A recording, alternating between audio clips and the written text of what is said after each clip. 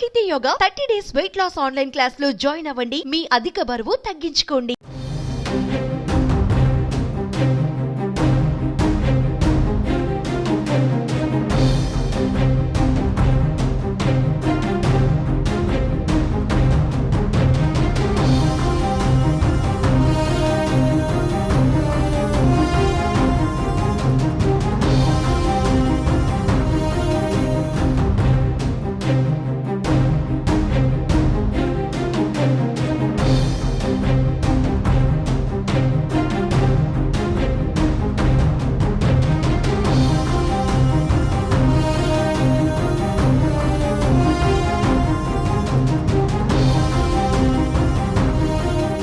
Reserve bank of India 2000 రూపాయల నోట్లను ఉపసంహరించుకొని 20 నెలల పైన అయినప్పటికీ ఇప్పటికీ దాదాపు 2% నోట్లు కేంద్ర బ్యాంకుకు చేరలేదు.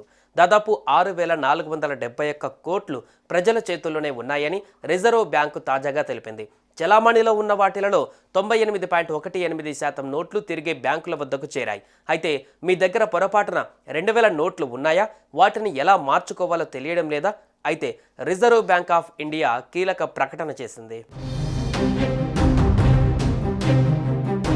చలామణిలో ఉన్న 2000 రూపాయల నోట్లలో 98.18% తిరిగి బ్యాంకుల్లోకి వచ్చాయని, కేవలం 6471 కోట్ల విలువైన నోట్లే ప్రజల దగ్గర ఉన్నాయని ఆర్బీఐ ప్రకటించింది. 2000 నోట్లను వ్యవస్థలో నుంచి విత్డ్రా చేసుకున్నామని 2023 మే 19న ఈ సెంట్రల్ బ్యాంకు ప్రకటించింది. అప్పుడు 3.56 లక్షల కోట్ల విలువైన 2000 రూపాయల నోట్లు చలామణిలో ఉన్నాయి. ఈ ఏడాది ఫిబ్రవరి 28 నాటికి ఈ సంఖ్య 6471 కోట్లకు తగ్గింది. వీటిని బ్యాంకుల దగ్గర ఎక్స్చేంజ్ లేదా డిపాజిట్ చేసుకోవడానికి 2023 అక్టోబర్ 7 వరకు సమయం ఇచ్చింది. ఆ తర్వాత నుంచి కేవలం 19 ఆర్బీఐ రీజనల్ ఆఫీసుల్లోనే ఈ ఫెసిలిటీ అందుబాటులో ఉంది. పోస్ట్ ద్వారా కూడా ఆర్బీఐ ఆఫీస్కు నోట్లను పంపించవచ్చు.